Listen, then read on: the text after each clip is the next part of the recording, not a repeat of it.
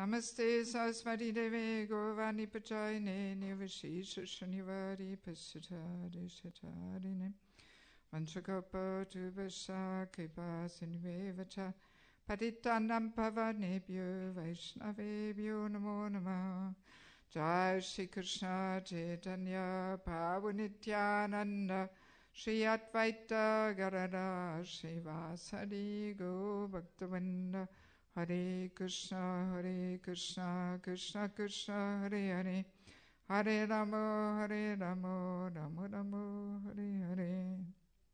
Yes, we are ready?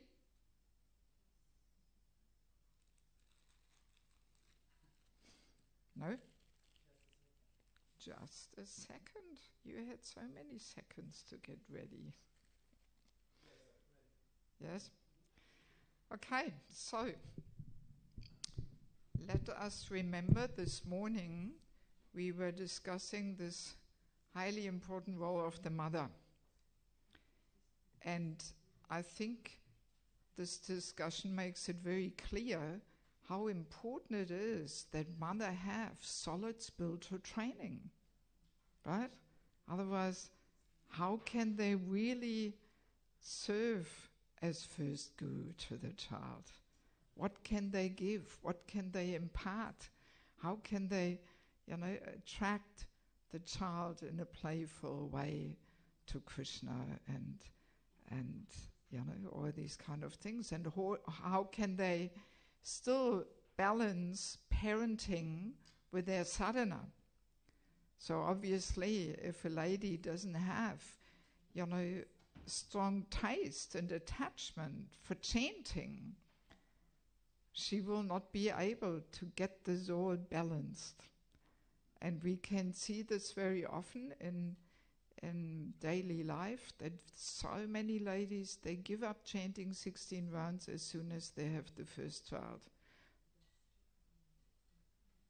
Can we adjust the light somehow? Or is that the new light effect or something? Come on, somebody just play around there until it's gone, because this is very irritating. I don't want to see this here for the next half an hour. Yeah, no, I also have not seen it. Yes, just switch these lights off. Exactly, good, thank you.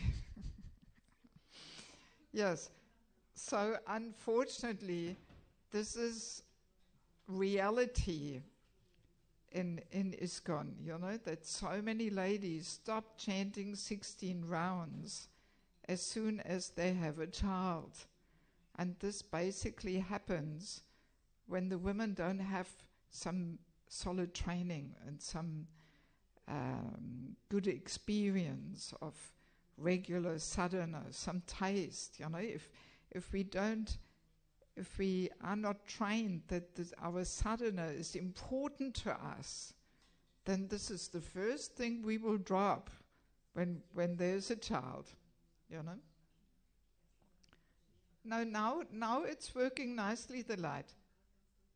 No, it's all right. So let it. It's not flickering now, Yes.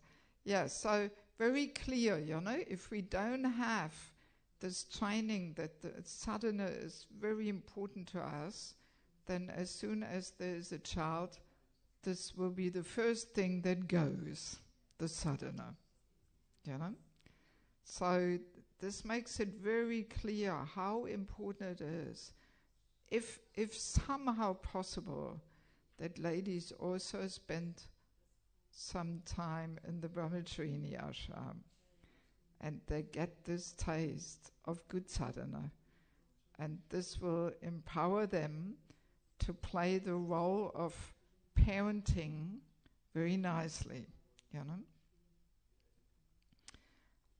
Also another thing is, which is often not really understood, that the importance of shyness and chastity. So, as we were mentioning this morning, that the mother has to teach to the girl shyness and chastity. by her own example.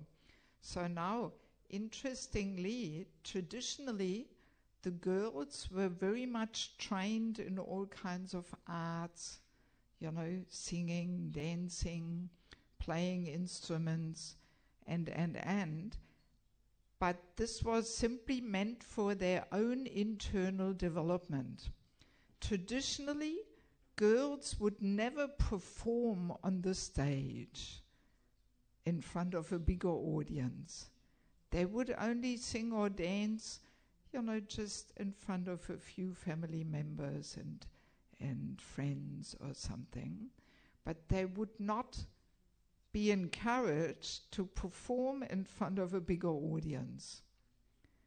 And this was so that the girls should not get a taste for this gratification of being in the limelight and showing off, because that would make her lose very easily her shyness. So this is quite an interesting thing. And this girl who I took traveling with me, what I was telling yesterday, she was trained like that in Bhaktivedanta Swami's girls' school. She was doing Bharatanatyam dancing and so many things, but she would never ever perform for a bigger audience. She was deeply trained in that quality of shyness and chastity. And that actually makes a girl or woman very powerful if she has that quality of chastity. I'm explaining this all in the other seminar and the book Spiritual Culture. But interestingly, this is not understood now because, of course, materialistic culture is all about showing off. So why would a girl learn anything if it wasn't for the purpose of performing and showing off? That's the goal of it all. With material eyes, So there we would encourage the girl, yes, dance in front of everybody and this and that, But traditionally, the girls were protected from this. So they would not get this taste of this ego satisfaction of showing off, because then the quality of shyness is lost. And Prabhupada describes in the Bhagavatam how shyness is the control valve which keeps that powerful feminine energy within. And Prabhupada says if this control valve is loosened, then a woman can create havoc in society, because then her powerful feminine energy is bursting out into the world and bewildering the men and everything, So yes, of course, I'm not saying that we have to apply this all or something. But yeah, because I come across this a lot in ISKCON, that people don't understand these things. And they think, the young girls, they should be encouraged to be on the stage for preaching. And it's all preaching.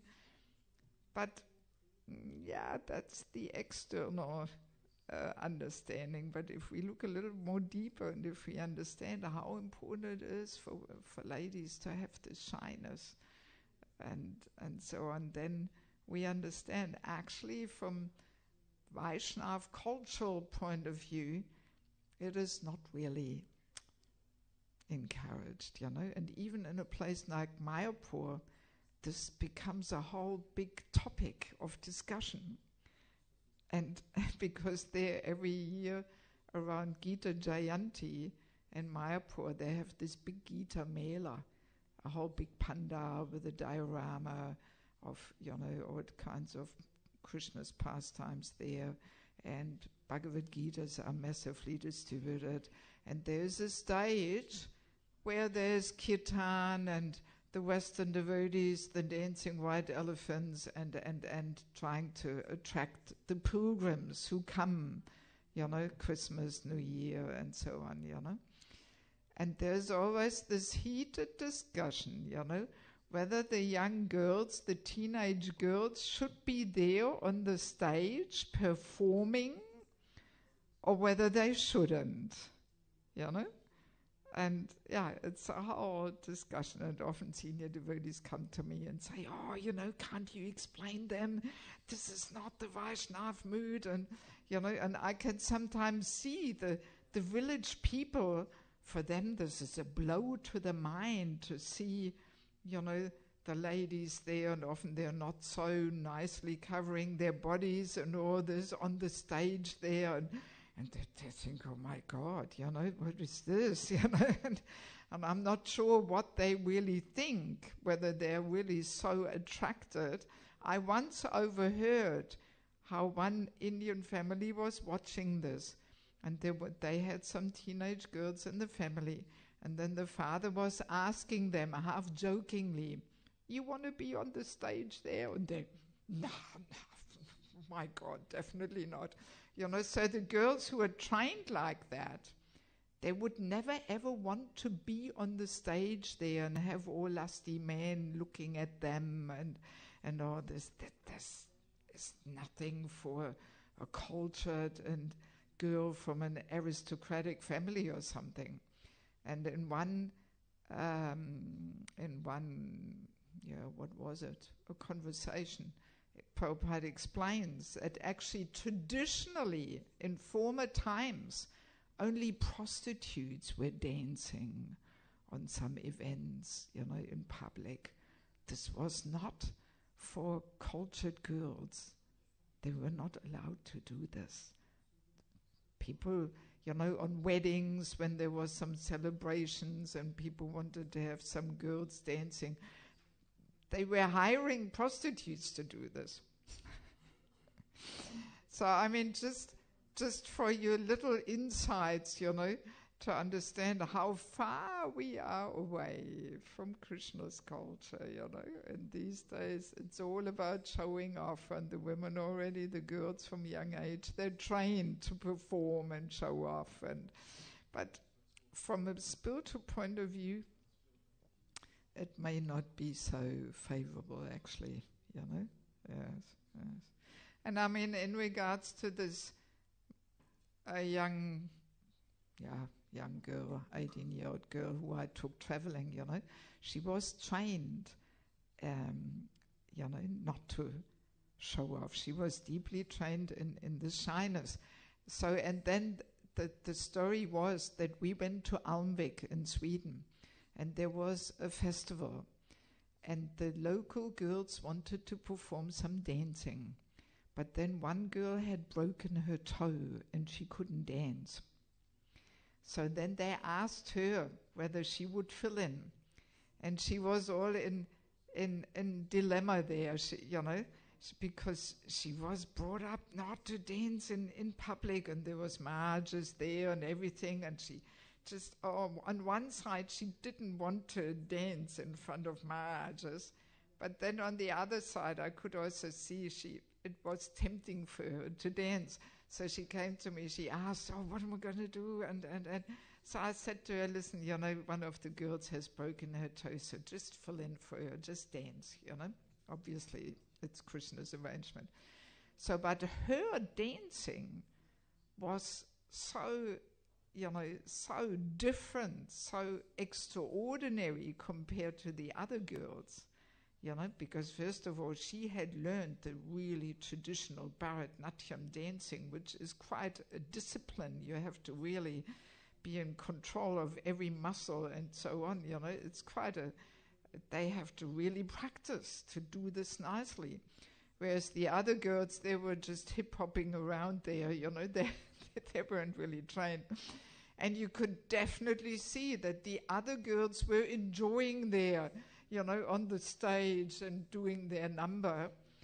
But Rasarani, who was traveling with me, she kept this deep shyness, and she was just not showing off and just really concentrating on her dancing. And it was a whole different quality of dancing, Everybody could see, wow, she, first of all, she knows the art to dance, and she's got this shyness, even though she was dancing, but she was just not showing off and just doing it as service to fill in. And that was a whole different atmosphere, and a whole different energy that emanated from her, because she had this deep shyness, So, yeah, it was very educational for me to witness that and get deeper understandings, about this importance of shyness. So, yeah, I mean, I'm simply saying this, because sometimes when I speak to parents about this, they have never even thought about this. Everybody just thinks, yes, for preaching, get on the stage, do your thing there, and people don't so easily think what kind of internal qualities that cultivates in a young girl, and how, from a spiritual point of view, this is not so desirable, Also, another interesting point which we haven't touched upon yet is that, in spiritual culture or Vaishnava culture, it is clearly understood that a young girl has to be trained from small age onwards how to be a woman, and the boys are trained how to be a man. And this is very important, actually, because we may have been in our previous life, we may have been the other gender, right? A young girl was maybe in her previous life, very likely even, was a man. So unless we really give the proper training right from beginning, that the child understands, okay, in this life now I have a woman's body, because naturally there may still be some memories to our previous life, and unless the child is actually trained what body he or she is driving, kind of thing, what vehicle, then very easily people get mixed up, and especially in these modern days we can see there's, because this is all not modern to train a boy to be a man and train a girl to be a woman, These days it's all the same and you can choose and this and that. This whole gender confusion really makes the kids completely mixed up, And it took me some time to understand this. I was often wondering why the girls in India are always so decorated and dressed up, And I was always thinking, my God, why putting the young kids so much on the bodily platform, I was thinking. For many years, I couldn't really understand, until then finally I realized, no, this is simply there so a girl knows exactly what role she's meant to play, that she's meant to be feminine and beautiful and make herself pretty later on for the pleasure of the husband and, So, and if this is not done, then very easily this can be confusing to the person, And I dare say, I don't want to, I hope I'm not touching upon another hot issue or something, but I dare say there may be a connection why more and more people these days become gay or lesbian, because I have spoken to some devotees with these inclinations, and very often it actually goes back to their childhood, that they were not clearly educated in what kind of body and what kind of role they're meant to play. And then all kinds of confusions come in and so on, But anyway, there may be also other reasons and so on, but I simply thought I just briefly touch upon it, that, even though we are not the body, but we do have one, and according to Krishna's recommendations, as we know, man, woman have very different qualities and natures because they're meant to play different roles. And this is clearly established already in the small girls, and boys. that they learn right from beginning of their life which role they're meant to play in this life, according to the body they have been ordained, type thing. Okay. Before we move on, do we have any questions about this whole father-mother role in parenting? Because it is a pretty important one, and I hope it became very clear that there are different moods of the father and the mother, that they do have different moods, and the child needs both moods, and the father is more the disciplinary and strict one, the knowledgeable one. There's more awe and reverence. A child needs this, and then there's the other mood of the mother, which is all caring and more emotional and affectionate and loving, which of course doesn't mean that the father is not loving, but it is simply a different mood, and the kids need both. And I already today I got personal feedback of some of you who were telling me that yes, it is indeed, we can observe that these days often the men, somehow for whatever reason, the fathers often are a little, that they may be hesitant or, to play the more male role. And very often the fathers become too gentle and become softies and, this is kind of the modern trend, and this is actually not really desirable for a child, A child needs to also have that male energy in their life, Yes. So good to understand, So do we have any questions or comments about this topic before we move on?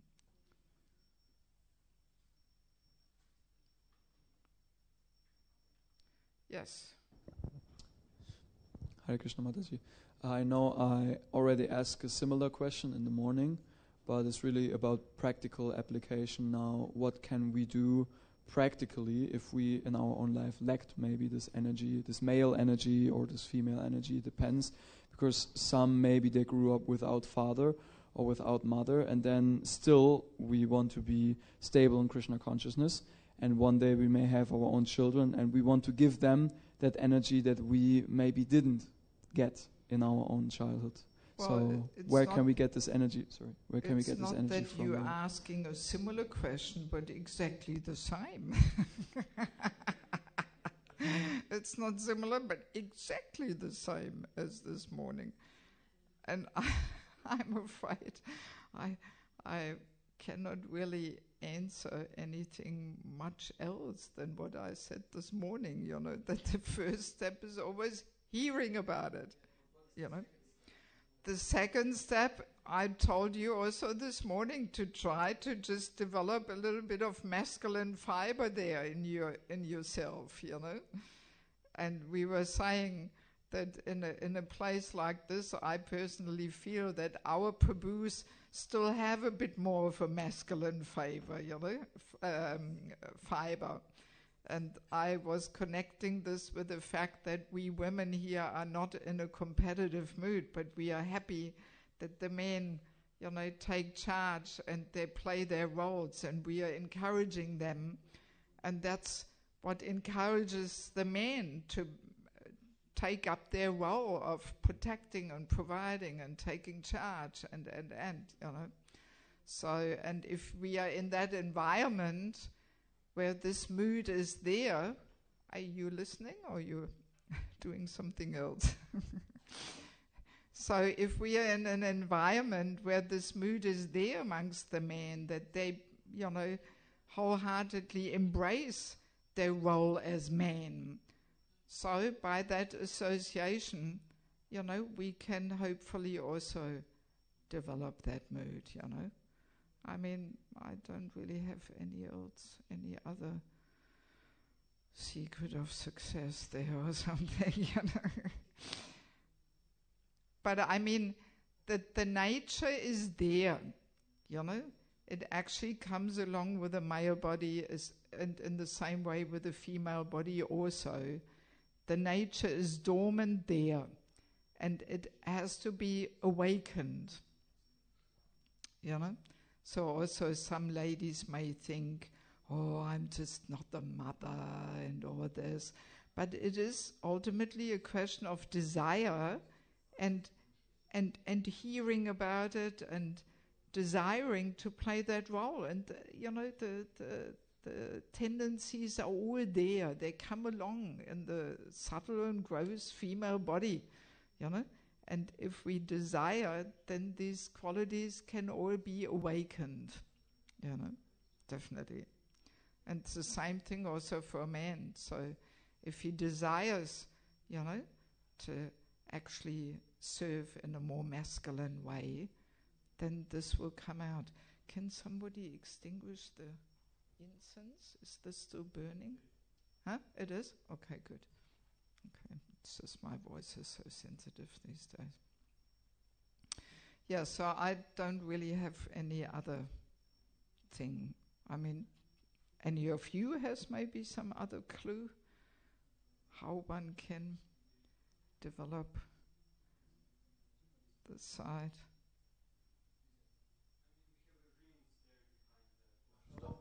What? We have some drinks behind the Goshala, so men are invited for the pull-ups.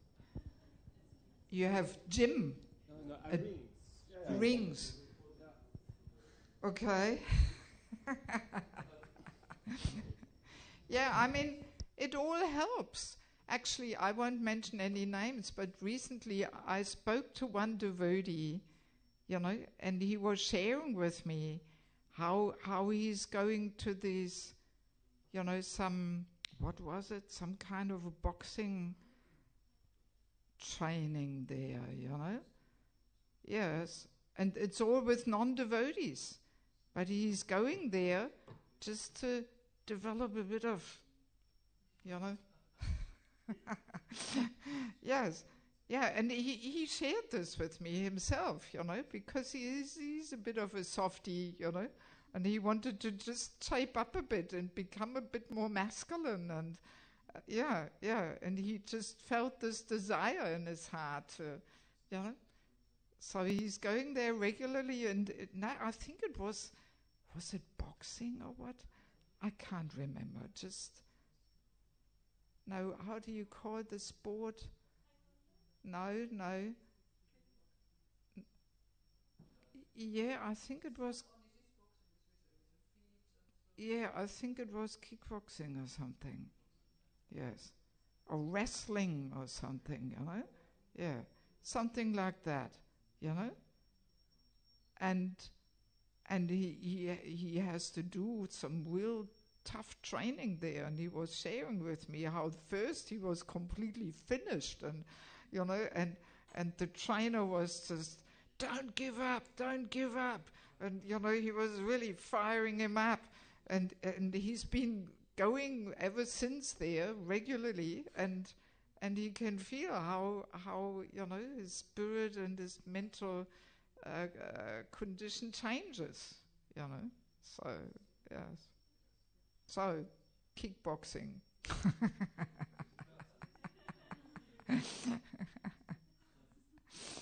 Anyway, okay, anything else? All right, so let's turn to lesson 4.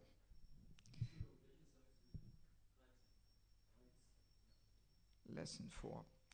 Yes, so now we have all kinds of separate little principles which may have come already up before, and some we may go maybe more briefly through, more swiftly, and others we, you know, unpack a little more. So the first point is here, children need to feel needed and wanted.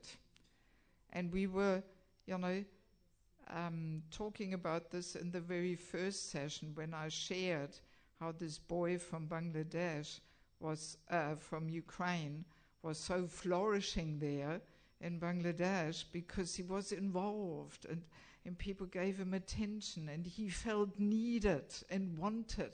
He had his place there. He was taking part in the preaching programs and you know. So this is a really big thing, you know, which connects with this need that we actually really change our attitudes to the children, you know, and that we allow them to take part in things. And in former times, especially in an agricultural society, it was very natural that the children, they were all helping in the fields, right? I mean, I've seen in Bangladesh the rice harvest, you know, they still harvest the rice like probably in Mahaprabhu's times or something, you know. They cut it with a sickle and then they bundle it together and they hang it on some bamboo stick there on the front and then the back, and then the men carry it over the shoulders home. That's how they harvest the rice, still now, you know. And it's a whole big event. All the family members, the kids, the girls, the boys, everybody takes part and helps bundling things up and this and that, you know. So they're all part of things. And that really makes the children, you know, that they have a place there and they feel like important members of the whole team, of the family unit, you know. And I mean, here in Germany, we have the potato, you know, harvest. I remember in my childhood, all the kids were taking part, you know, picking up the potatoes. So this is actually a really important thing, that the kids can take part in activities, that they're allowed to help. And very often in these modern times, you know, we always say to the kids, no, you know, get out of the kitchen. No, you're too small, you can't do this, you know. And when the kids want to help, sometimes it takes twice the time, you know. But for the sake of including the child, it's good to, you know, let it take twice the time for the sake of them being part of it, you know. Yes. So we can't just always exclude the children and everything, you know. And because children by nature, they want to help. They want to be part of this. I remember in Ukraine once I was visiting one Mataji, and her daughter, how old was she? She couldn't even talk. She could just walk, 1.5 or something. Meanwhile, she's 18, 19, you know, so this is a long time ago, you know. But I remember so clearly when I came, this girl was going to the cupboard and getting all cups and plates out. Yes. And she wanted to serve some prasadam, you know. And I was amazed. I had never seen this before, you know. And I thought, this must be something from previous life. She remembers the culture, how to receive a guest, you know. Because this is such a, you know, strong part of Vaishnava culture that when a guest comes, you offer them prasadam. And this girl was just obsessed. As soon as somebody walked in the door, she would get the plates out and cups, you know. Yeah, so children, you know, are attracted to somehow be part and serve. And I remember this from my own childhood. I grew up in the village, so I would always go in the fields and help the farmers, you know. When I saw the farmers making the hay, in those days you were turning it by hand, you know. 50 years ago they didn't have the hay turning machines and all this, but everybody was going out and turning the hay by hand. And I had one of those hay things there in the garage, and when I saw the farmers making hay, I would get my tool there and go out and ask them, or can I help? And I would help them, and it was the greatest pleasure for us kids, you know. Or with the neighbor, he was heating with wood, So he would cut the wood blocks, in small pieces, and then we kids used to come with a basket, put them all in the basket, carry it in his barn, and pile them all up, So, and this was ecstatic for us kids, We had the feeling we were doing something useful, we were needed. And we were doing this for hours, So kids by nature, they actually like to do these things, and they, like to have some activities where they can be engaged. And that's why actually we should give the children some little tasks, some little duties according to their age, so that, they're allowed to take part in the whole family activities, I remember this also. We kids, I had brother, sister, we were 3. So we all had our duties from small age on, depending what we could do. When I was a kid, we didn't have a washing machine. Nobody had a washing machine 60 years ago, And we were washing the socks by hand in the sink. I remember when we were kids, that was one of our chores, That I remember the swimming socks there in the sink, and we were standing there and putting soap on them and rubbing them, Yes.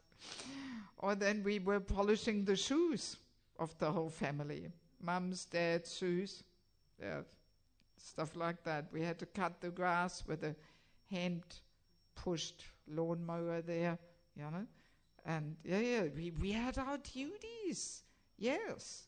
And I find this so important, for children, that they're not just spoiled and, don't do help, and also in the kitchen washing the dishes and this and that, The children should be trained that they also have their duties. Of course, they also need time to run around and play, no doubt.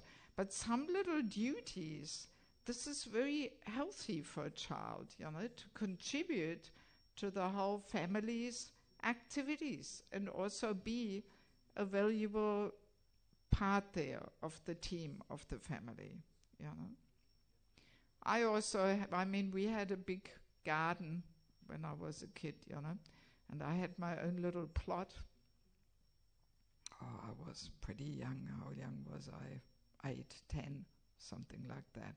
So I had a little plot there, my corner, and I was growing things and so on, So it's good to teach the children some responsibility, that they have their little projects, and they're responsible for them, and then they develop some sense of duty and responsibility, Yeah, very, very helpful, And in Krishna consciousness also, the kids, once they're a little older, 8, 9, 10, they can help in the kitchen with the cooking, and then when they're smaller, they can at least ring the bell while the mother is often offering the burger there or something. It's a matter of consciousness and attitude that we want to include the children and somehow let them participate and give them little duties and activities which they already can do, because the kids always want to be, big boys, big girls. So by giving them little duties, that really encourages them, because they feel already grown up and they feel some satisfaction that they master all different chores and so on, So it's nice to understand the importance, And as I was mentioning previously, in India, Vrindavan, you see the kids always helping the father in the shop, especially the boys, and the girls help in domestic duties, Of course, with a mundane view, this is seen as child labor, So all right, there is of course also such a thing as really heavy child labor, where the kids from early morning till late at night have to do something or whatever, so of course this we don't promote here. But to have some little duties, this is not child labor. That gives the children something meaningful to do, it keeps them off the street and off the computer games and nonsense, if they have something meaningful to do, So that's not harmful. It's actually very natural.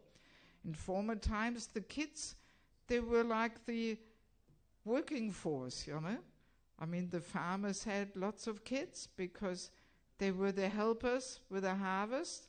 And then later on, in the old age of the parents, it was the security for the parents, the children. They would take care of the parents, So therefore, people had many children, because there was, a practical purpose also, a practical role they were fulfilling. But especially, with city life being the main form of living these days, this all changed a little bit, because there then the father's income is just in some office, and whole city life changes so many things also within the family, and the agrarian lifestyle, there everything falls so much more natural into place,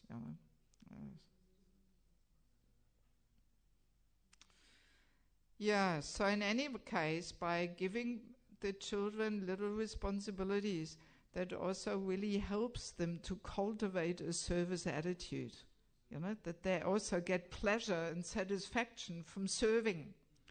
This can be trained at young age, actually, yes. And the mood of accepting responsibility. Yes, and also we can teach them, of course, the art of engaging in the 6 loving exchanges, giving gifts, accepting gifts, giving prasadam, accepting prasadam, revealing one's mind and confidence, and so on. So in this way, we have to build trusting relationships with our children, and based on these kind of exchanges, Yeah, the other little things we already discussed quite in depth, I would say. Yeah, this one we didn't address much yet. Here, cultivating honesty with our child, which means that we as parents, we also should not somehow distort the truth just for some personal interest. Sometimes we may do such a thing, that we twist things a little bit around just to manipulate the child and get them to do something which we want them to do. Sometimes this may even creep in when we take care of young devotees or something, that also just to get them to do something, we somehow become a little manipulative here or something. So yes, this should not be done with children, because children, they're not stupid. They can pick up on this, and they can feel, this actually was not so truthful or something, So, we should cultivate honesty with the children, And we should also teach them that dishonesty will not be tolerated. Like in German, we have the saying, Lügen haben kurze Beine. No? In English, they don't know this saying. When I was saying this once, lies have short legs. Huh? What's that? Nobody understood what I was trying to say. But here in Germany, people understand. Lügen haben kurze Beine. So it means, when you lie, you don't get very far. Sooner or later, it will come out, and the truth will be revealed. So no use to try and get what you want in such a way by being dishonest, you know. Also, parents, they have to give the freedom to the child to make mistakes without, you know, fear of punishment. Because as a parent, we have to differentiate whether the child is purposefully doing some nonsense or whether the child is simply making a mistake. And when a person makes mistake, then actually chastisement or punishment is not really the right way to deal with it, because it was a mistake, you know. Person made a mistake. So, but if we punish the person, you know, then the child will be afraid to tell the truth. And then they will be hiding things, you know. So, yeah, making a mistake is different from willful disobedience, you know. So if a child willfully disobeys, that should be, you know, pointed out, and that should be corrected. But if a person makes a mistake, you know, then all right, we can explain what would be the right way to deal and to act. But no need to chastise or punish if a person makes a mistake, you know. And if we are too much,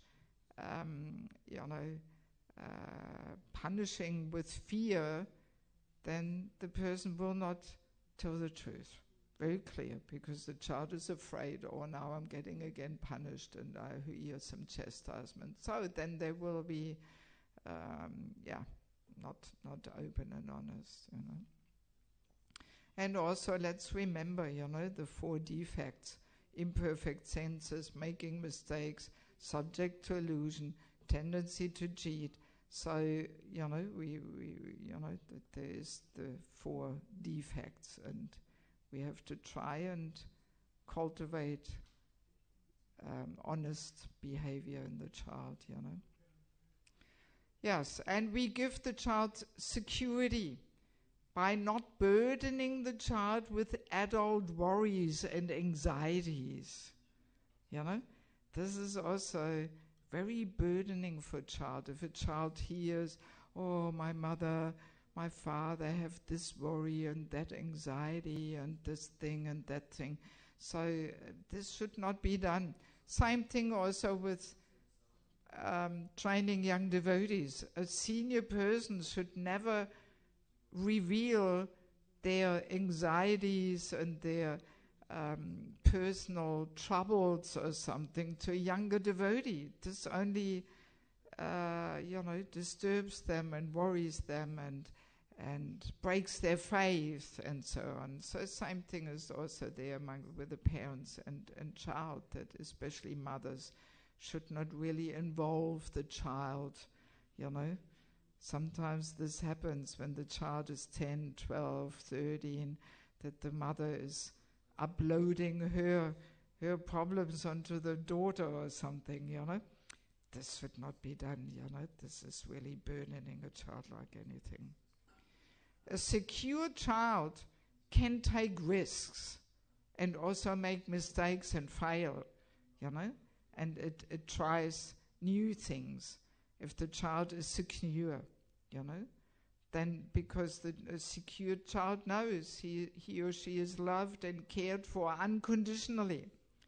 So that gives that confidence to a child to actually take risks and try new things and also fail, you know, and they know they will not be rejected or, chastised or something, you know. And overall, yes, spend time with your children. Go for walks, swim, bike ride, games, and. You know, if we spend quality time with the children, then the children will open up and they will have more trust and faith, and the relationship deepens if we actually do spend quality time with the children, you know. Yes, anything about this topic? Children need to feel needed and wanted.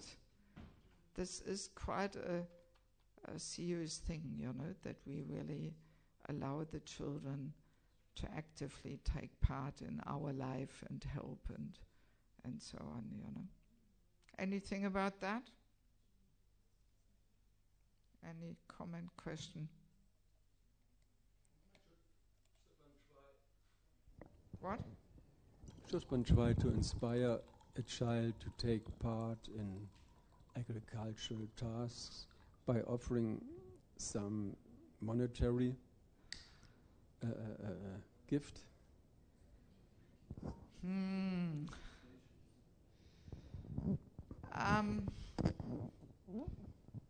Don't know. I mean, we don't want to,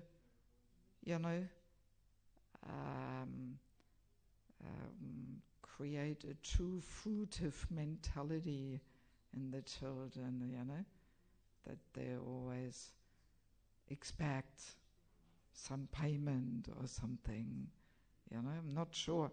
I mean, when I think back of my childhood, we had our pocket money and we were only getting it when we were doing our duties, like with cutting the grass, mowing the lawn. We had quite a lot of area there that had to be done, and it was divided up. The front part I had to do, my sister had the back part, had to be done every week, and if it wasn't done, we were not getting our pocket money, So it was more like that. But to pay the kids, not sure. I mean, better would be to inspire them that they simply find it fun. I mean, when I was going out to the farmers, helping them to turn the hay and harvesting there, nobody paid me. No. Huh? You started with 8, working in the field. Yeah, and I mean, did you get paid? No. Competition with the brother. Yeah, I mean, I wouldn't bring in so much this payment for this and that, I don't think that's so good. Otherwise, this creates, that impression on the mind that for everything we have to get something back. I mean, we want to train the, ultimately we want to train the children in unconditional service mood, So if we train them in a too fruitive mentality there by paying them for everything, I don't really think this is so good. But maybe we can inspire them with other things that we say, for example, so if you help with this, then we will have time, to do something together afterwards. So let's, harvest the potatoes and afterwards we go for a swim, I think such a thing is a better way, that the child understands, okay, if many people help, then the job gets quicker done, and then we've got time to do something together, something like that. Anything else? All right, then let's continue. Well, children learn through imitation. I think we have already quite often emphasized this point. I mean, we have one little thing here. There's a saying, do not worry that your children will not listen to you. Worry that they are watching you. This is also a good one.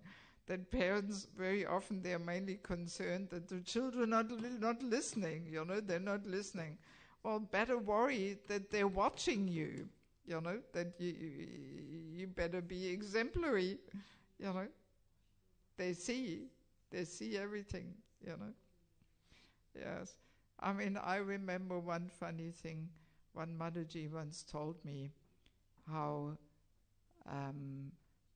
she was going through a tough time in her spiritual life and she had stopped chanting for a while. and her little daughter, and the bead bag was hanging there on the hook, in the room. So the daughter, she was 3 or something, pretty small. And one day the mother was a little in a depressed mood, and it was in Australia actually. And then the daughter just said, "Cheer up, Mum, and chant your rounds." Cheer up, you understand, cheer up. Cheer up, Mum, and chant your rounds. And she pointed at the beanbag. So I mean, kids are pretty spot on sometimes, that they know exactly what's going on, Or so I had parents telling me how often their kids ask, "Did you offer this, Mum? Is this offered? Is this prasadam?"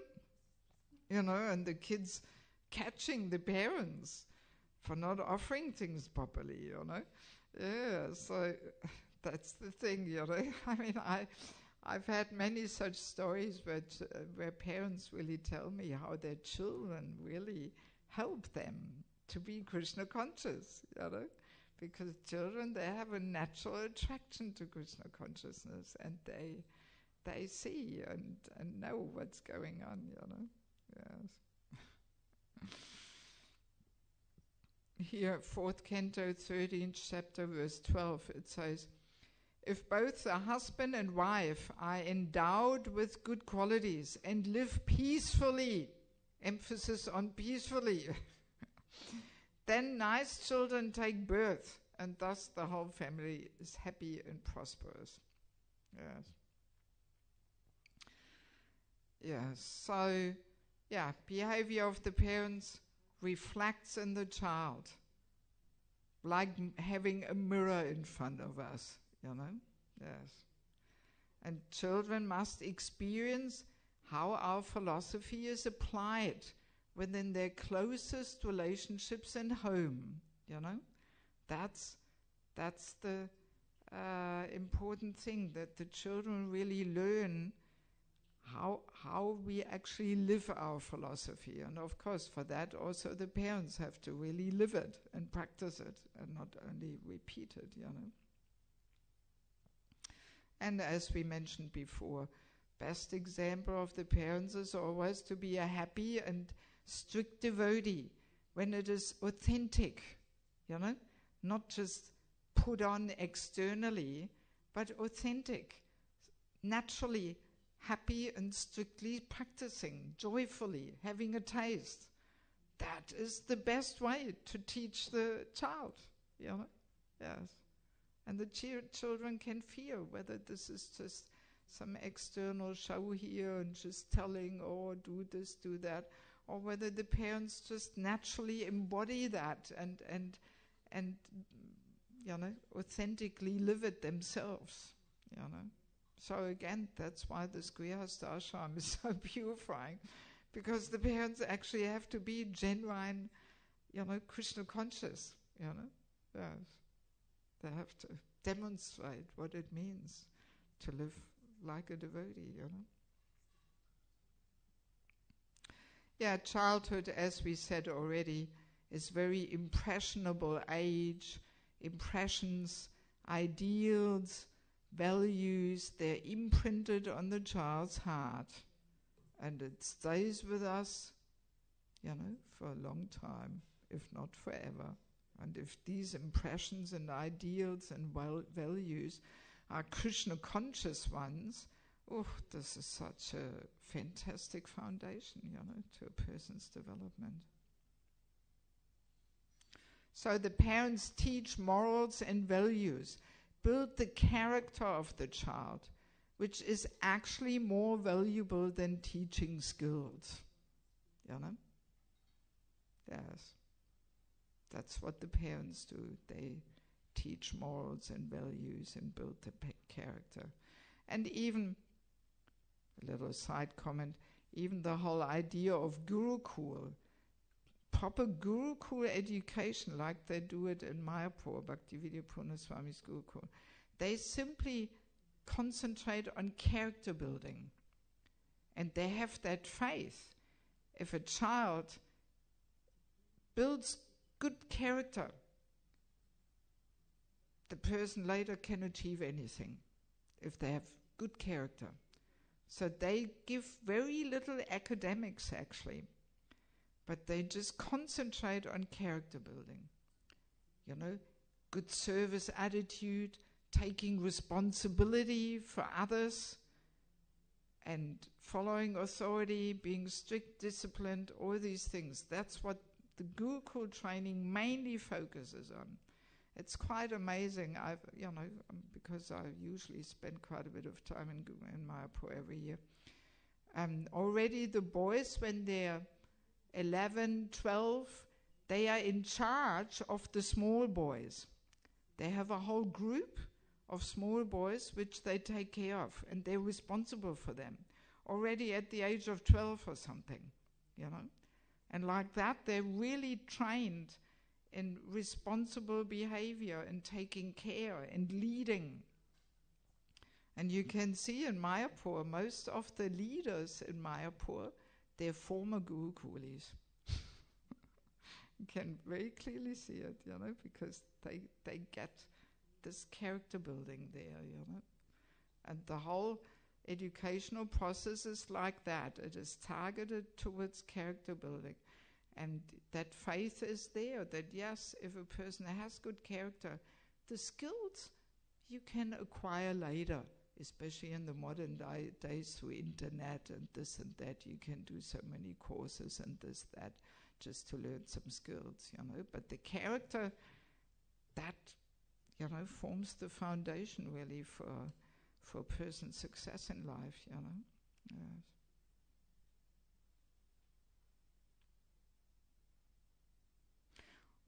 We mentioned it already a little bit. We have to teach children to reject the false role models of Kali Yuga. Discriminate fake from genuine. You know? We mentioned it a little bit before when I was sharing that my parents were always saying, oh, we are different, we don't need this. And we have to, you know, teach the child that they shouldn't go along with any trend and any modern ideas, and, you know, that they don't have to have everything what others have, but that they have that courage, that they have to have this courage to go against the modern trends. Otherwise, you know, how can we be devotees? You know, we have to have that courage and strength to go against the mainstream ideas. So, you know, that means we have to teach the children to reject the false role models of Kali Yuga. So we have to preach to them, you know, and explain to them when they're a little older. We have to explain to them why we don't do this, what karmis do and so on, you know. Yes. I remember also one family in Ukraine, they were sharing how the mother was once traveling with her boy. He was 6 or something at the time in the train. And in the Russian trains, everybody's eating meat there, you know, and the whole train smells really pretty bad. So this little kid was preaching to all the people, you know, and saying, oh, look, mother, they're eating meat. Oh, you should not eat meat. They are living beings, you know, they are animals. They're also part of God's creation. And the kid was preaching through the whole train there, you know, was 6 or 7 years old, you know, so, yeah, so, you know, parents have to teach them, you know, and teach them to reject the false role models of Kali Yuga and discriminate between fake and genuine. Okay. Any question about this part? Children learn through imitation. Yes. Just a general question. If we observe all these things, do all the samskaras, and really do our best to educate his children, is this really 100% insurance that they will become devotees? Because the thing is, most of us, like over 90% of us, we didn't have this education, but still somehow we ended up here. So that means that education isn't everything. There's also something else. There's the nature of the children and like that. And for us, nobody did samskaras and to call a special soul or something like that. We just came into these bodies by our karma and by this arrangement from higher authorities, and not so much by samskaras and these rituals. But still, somehow, by the mercy of Gauranga and everything, we ended up here. But could this also work the other way around? Or all these spiritual impressions, if strictly observed, are they so strong that they really will keep the children in line so that they won't deviate from the path? Well, I mean, first of all, just the fact that we are here doesn't mean that we will make it all back to Godhead in this lifetime. You know? I mean, I'm pretty sure in that for most souls it is a journey over several lifetimes to actually really make it back to Godhead. It's not such a cheap thing. Not such a cheap thing, you know. So that's one thing. But yeah, of course, I mean, in one sense we can say, you know, bhakti is not really, in one sense, dependent on certain conditions, on karma or anything like that. But nevertheless, it is also a fact, you know, Prabhupada says it, that if a person does not make it back to Godhead in one life, he will take, or she will take birth in an aristocratic, wealthy family and will continue there, you know, where he or she left off in the previous life, you know. So, or in a devotee family, or in a wealthy aristocratic family. That's what Prabhupada says in one purport, you know. So, and definitely, if we really do these samskaras and so on, and do our very best, we can invite, you know, more powerfully developed, spiritually developed souls, you know. I mean, I've seen it. You know, in Mayapur, there's this one family. She is Indian-bodied. He's from Australia. I mean, their kid, you know, that's that family who prayed for a boy to, you know, to come in their family who would assist Pankajangri and Janani Prabhu to worship Lord Nrsingadev in Mayapur. So, and my God, he switched on, you know.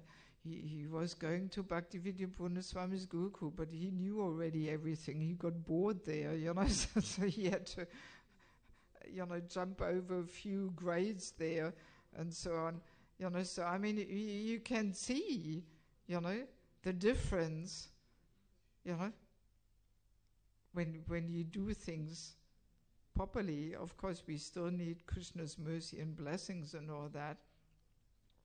So, I mean, there are different calibers of kids and personalities than us here with all our luggage there, which we are carrying, and, you know, so, I mean, certainly such souls can really also make a huge contribution to Lord Chaitanya Sankirtan movement, you know.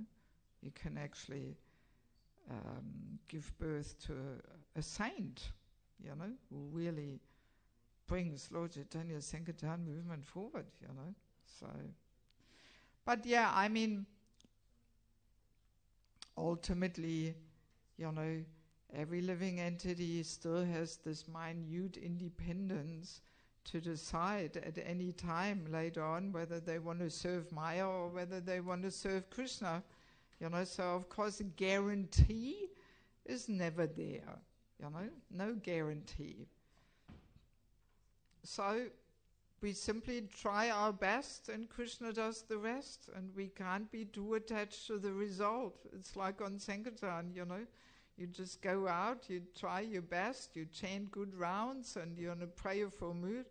But the outcome, the result is up to Krishna, you know. But nevertheless, the whole endeavor in itself is purifying already, you know.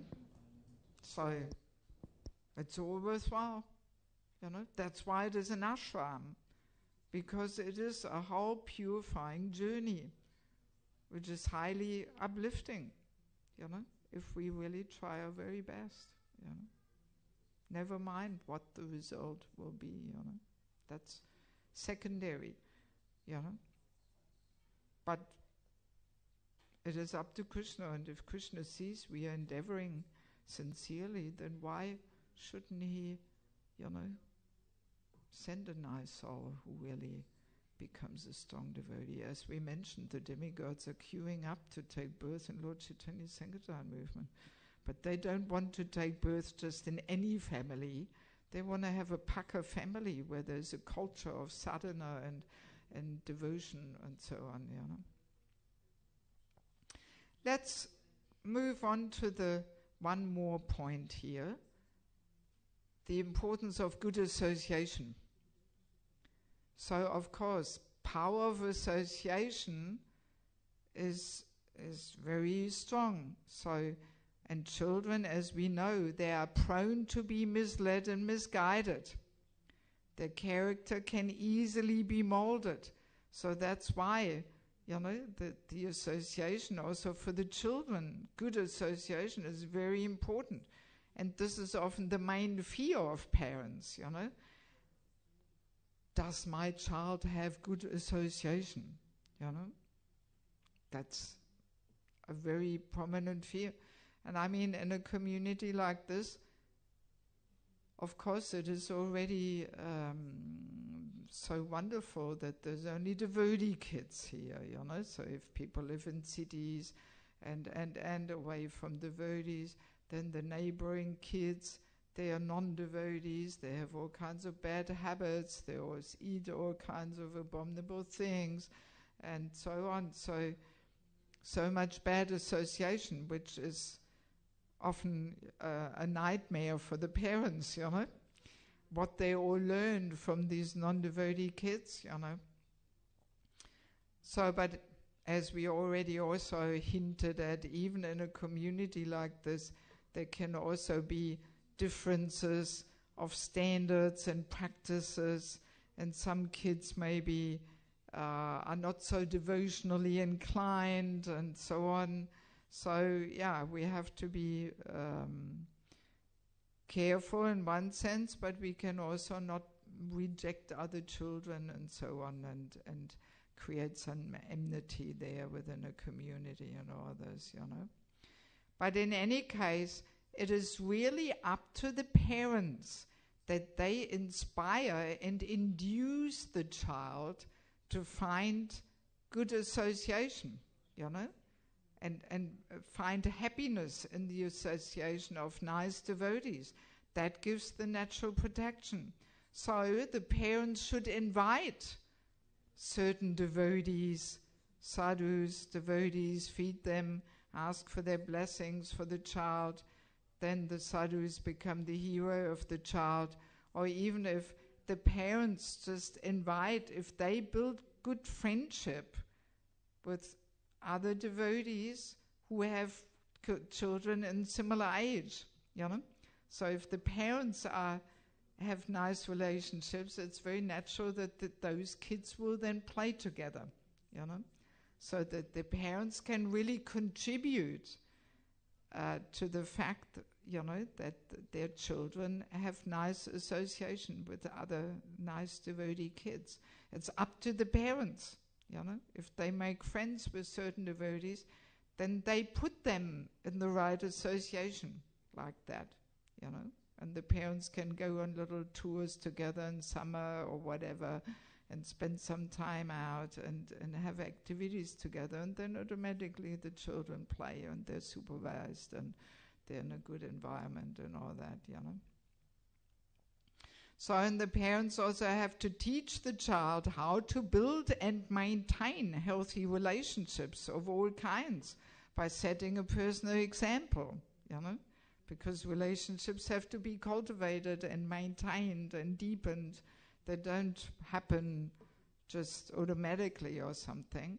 So the parents have to teach that to the children by setting the example, Yeah, don't fanatically impose prohibitions in regards to playing with the other gender. We have talked about this already, because it can lead to aversions and fanatical attitudes towards the other gender. So best way to separate the genders is by doing something with the girls, having girls groups, boys groups. Then they're busy and they don't even think about playing with the other gender, Also, one interesting point which, here, we are kind of living in an extended family, but maybe for devotees who are hearing it online or something. So in former times, families used to live in extended families. There was many relationships, in different generations, with aunties, cousins, mothers, grandmothers, and sisters, brothers, and so on, But now we usually, in the Western world, we have the nuclear family. And this basically comes about actually through too much wealth, Then if people have more money, then they immediately want to live independently. They want to have their privacy. They don't want to take, they don't want to adjust to other people's needs, and they want to do what they want to do, freedom, and. So that's how this whole concept of the extended family fell apart, because it's basically selfishness, egoism, what I want. So, we can be easier selfish in a nuclear family rather than living in a big family, Hang on one second. Let me quickly finish this because time is running out. Nuclear means Kernfamilie, sagt ihr das auf Deutsch? Nuclear. Small family, husband, wife, 1, 2 kids. That's the nuclear family, the Kleinfamilie, compared to the Großfamilie, extended family. So the benefits of life in extended families, they are really quite, quite big, Economic, for example. The resources and expenses are shared when you live together. In Bangladesh, I see this all the time. That people have big flats. In each room lives one family. There's the brother and the sister's family and the auntie, and they all live in one room, and they all live together, and they all share everything. And this is a lot cheaper, so much cheaper. Because all the resources, expenses are shared. You only have one kitchen, for 5 families. And all the women work together, they cook up a feast in no time. It's like a WG, Wohngemeinschaft. Life is so much cheaper, and you actually have more space to move around. Even though you only live in one room, but you live in a big flat or a house. And you actually have a lot of space, And emotional also, so many advantages, because the children learn to share and to care, and there's many relationships. There's no boredom, no loneliness. In Bangladesh, nobody knows what is loneliness. When I tell the people there that in the West people live alone and they're lonely, they don't even understand. Lonely? What is this? How can you be lonely? In Bangladesh, nobody lives alone. Doesn't exist. But here in Germany, so many people live alone. So many.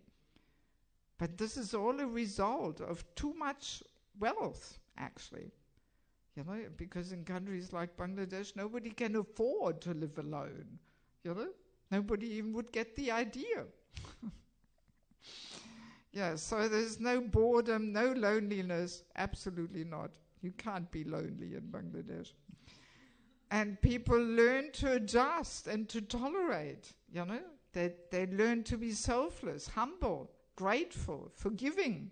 All these qualities you actually cultivate if you live with many people together. And this is also why it's so beautifying to live in a community like Samachalam, because it is very much like an extended family, you know. And the joy of taking prasadam together. We had it today at lunch. Joy of birthday cake and so many things. Yeah, so it's so much fun to take prasadam with many family members, you know. And the conflict resolving is also that there is the help of others if there's conflicts, you know. And in a bigger family, the other seniors, they help resolving conflicts. Reduces self-centeredness. Plenty of devotee association. I mean, it's got only advantages, you know. And spiritual and cultural also so many advantages, because we cultivate respect for the elders, you know, the traditions and values are passed down, and wearing Vaishnav clothes also cultivates, you know, uplifted consciousness and regulated lifestyle. More Lakshmi is saved by forgiving and charity, you know, if you live together in big families. And naturally, everyone helps each other in household duties and easy learning from the elders. So, I mean, it's got tons of advantages, really, this living in either in a community like here in Simhachalam, or somehow living together, you know, sharing houses and so on, you know. And I mean, we have the story when Prabhupada came to New Vrindavan and the devotees were showing him some houses for the grihastas, and then Prabhupada said, "Oh, very nice. So how many families are living in this house?" And the devotees were saying, "One family, Prabhupada." And Prabhupada said, "Really? One family? This is enough for 3 families. In each room, one," you know. This was Prabhupada's reaction, you know. Yeah, so this communal living, there's so many advantages there, you know. So yeah, we have to recreate the situation, you know, and seeing our communities as extended families, and that's exactly what we are doing here, actually, you know. Then we have neighborhood of devotees, and this is so nice, isn't it? Yes. I mean, Sri Banga Prabhu was telling me the other day, some time ago, when he went to there by near Nuremberg to help his wife get rid of her furniture and so on. He was saying to me, "God, this was so austere for 2 weeks. Nobody to talk to, no devotees around." He wasn't even used to this anymore at all, you know. He was saying, "Oh, there's only a neighbor and you can talk to him about the drilling machine, borrow the drill or something, but otherwise nobody to talk to, no devotees to talk to." And he was saying, "God, I couldn't imagine living like this, you know." Yes. But how many devotees live like this, you know? So many. Most of the devotees live like this, completely away from devotee association and just alone and in nuclear family and so on, you know. Very difficult to actually really practice Krishna consciousness without that good association. Okay. Anything else? Any question, comment? Yes, Prabhu. Microphone, please. In den Großfamilien, in the big families, 3 generations, how should it be? So, how you say, they are the parents and grandparents and children. Should the grandparents take care of the children so that father and mother, so that the middle generation has more time to do their service and work? Yeah, I mean, that goes in direction Vanaprastha ashram. I mean, strictly speaking, the grandparents, they should also sometimes get out of the cozy home, go somewhere, preach a little bit, come back, going, coming, like that, because that's the whole idea of Vanaprastha. The danger is there that the grandparents are rotating in the Grihastha ashram by starting all over again with the grandchildren. And then the grandchildren become the all-in-all fulfillment in life, And this is not really advised, because, we want to cut these attachments to the cozy home and all that. But that, of course, doesn't mean that the grandparents should not interact with the grandchildren. Definitely, it doesn't mean that. But the interaction of the grandparents with the grandchildren should, as far as possible, it should not be so emotionally involved, because in that last phase of life, the Vanaprastha ashram, we should actually really deepen our attachment to Krishna and deepen our Shravanam Kirtanam. So if we get too involved emotionally, with dealing with the grandchildren, then we take the risk that at our deathbed, we are thinking of our grandchildren. Oh, I didn't see how my granddaughter is getting married, some lamentation. And then we may just have to come back just to see that, how our granddaughter gets married. So we have to be careful, So, but I mean, the grandparents, ideally, they should serve really as teachers, to the children, that they really impart knowledge, that they teach something. And it doesn't have to be only to my grandchildren, actually, if the spiritual vision should teach us actually that we don't really make such a difference whether this is my grandchild or somebody else's grandchild here, So we should see, we should be equal and see all the children as spirit souls and somehow try and teach them something and uplift them, because as we mentioned already, there is a lot of sweetness in that relationship between the elderly people and the children. There's a lot of sweetness there, and both benefit, because it's very inspiring for the elderly persons to share some wisdom and life experience, and for the children, the grandparents, that there's a lot of awe and reverence there, and they can learn so much from them, Prabhupada was saying this also in regards to spiritual master, that he was saying actually,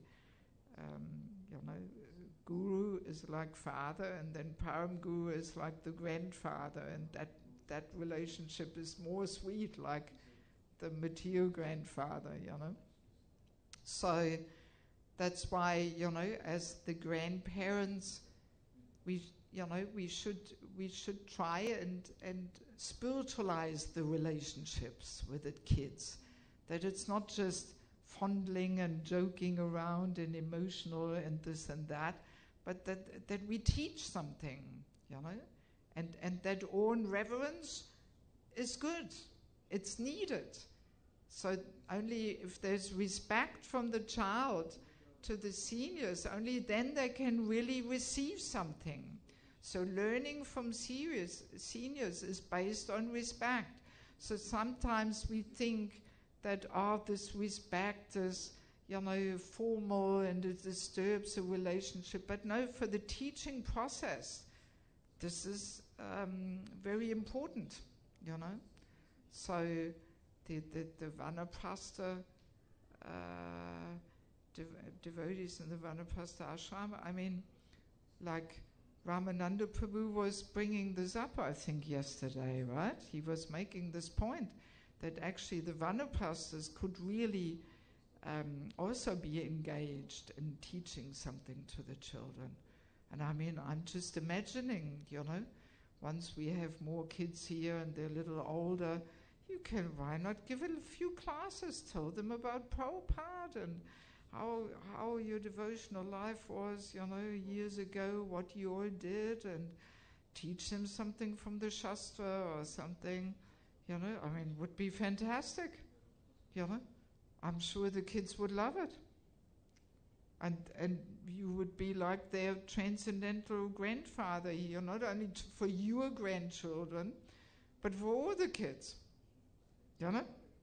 Because, I mean, you are the grandfather here, you know, so, you know, or even great-grandfather.